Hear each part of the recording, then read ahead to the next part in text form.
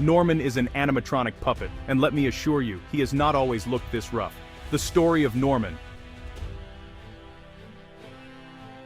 begins almost 20 years ago. If you were a teenager in the early 2000s, you might remember a song called Evil by the band Interpol. The music video for this song has over 20 million views on YouTube, and this was likely because of one key element: the animatronic puppet they created to perform the lyrics. The fans quickly fell in love with this creepy yet kind of cute character, so much so that they even gave him a name: Norman.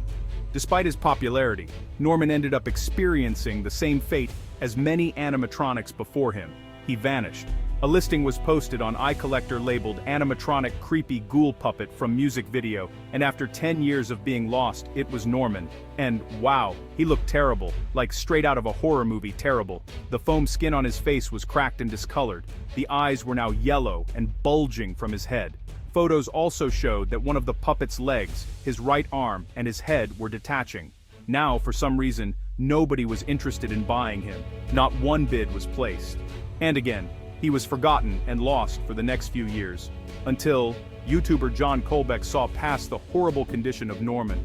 John and his loyal fan base were adamant on obtaining the puppet. Through extensive word of mouth and meticulous online investigating, they finally found him. John purchased the puppet from a prop collector on Facebook, and that December, Norman arrived. It came today. Now John knew that the puppet was in bad shape. He's going to be a little beat up. He's going to be rough. But he only fully realized the extent of Norman's condition after he was out of the box. This is actually quite horrifying. According to John, he had no idea what Norman went through to look this bad. He says the puppet was likely just neglected by life.